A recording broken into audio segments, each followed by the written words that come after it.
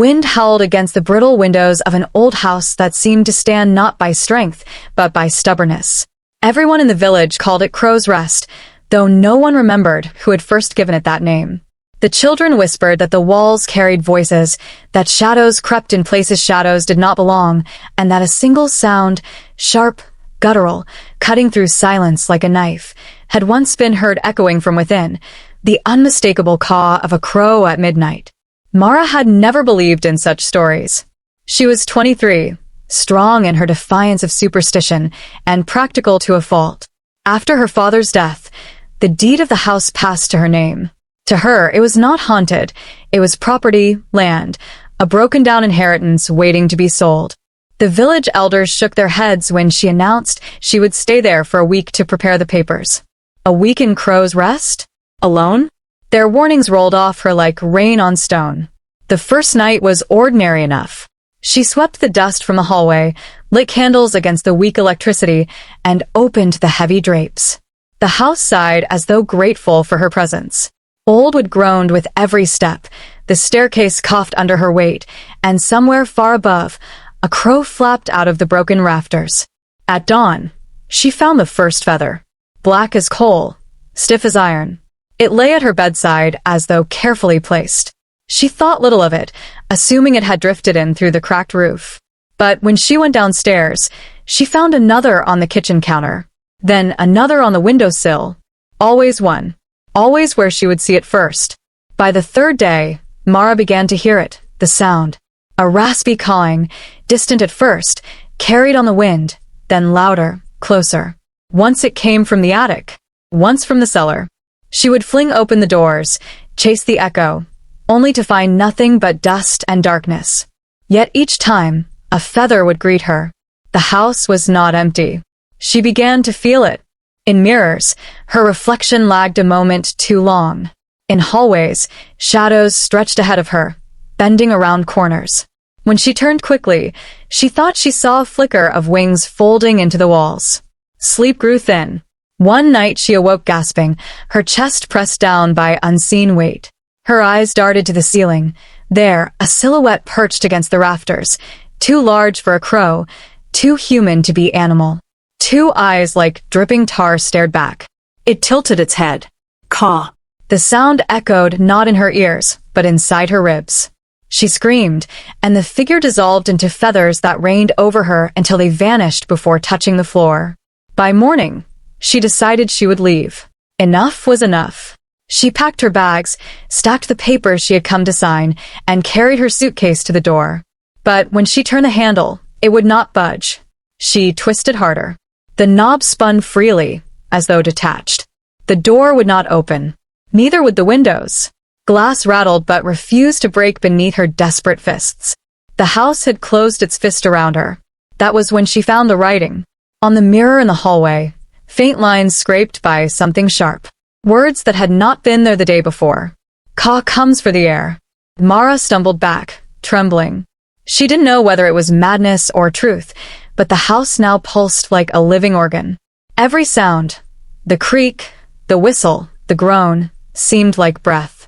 And always, the low caw in the distance. On the fifth night, the knocking began. The knocking started low, like the hollow tap of wood against wood. Mara froze in the middle of the kitchen, her hands still gripping the edge of the counter. The clock above the stove had stopped at midnight, though she knew she had been awake far longer than that. Knock, knock, knock. It came from the walls, slow and steady, moving through the house like a pulse. She pressed her ear against the paneling, heart pounding, and heard it shift. From wall to wall, ceiling to floor, like something crawling just beneath the skin of the house. "Who's there?" she whispered, her voice trembling. The house answered with silence. Then, "Caw." The sound sliced through the dark, echoing from the stairwell. Mara turned slowly, her breath stuck in her throat. At the top of the stairs, a shadow stood. Tall, too tall for a man, its limbs stretched wrong, its head tilted at an angle no neck should bend.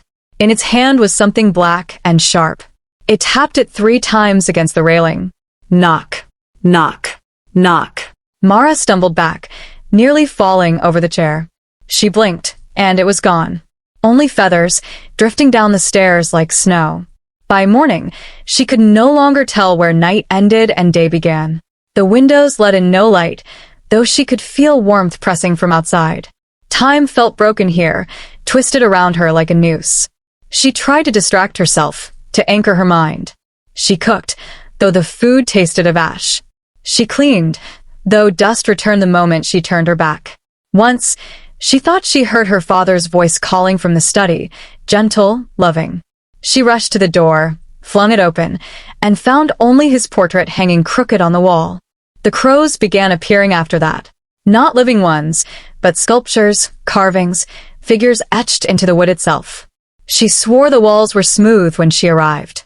Now, each day brought new markings, wings spread wide, beaks sharp, eyes gouged deep. They multiplied across the house, as though the very bones of the place were transforming. And with them came the dreams. Every night, she dreamed of standing in an endless field, the grass dead and brittle underfoot. Crows circled above, thousands of them, blotting out the sky. Their cries merged into one endless shriek. Caw, caw, caw. And in the center of the field stood the house, only it was not built of wood and stone but of feathers and flesh, beating like a heart. Its door yawned open, black as a pit, and she felt herself pulled toward it no matter how hard she fought.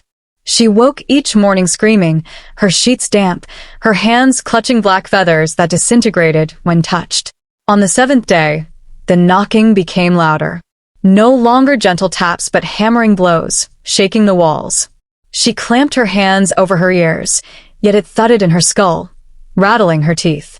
Knock, knock, knock. The mirror in the hallway cracked.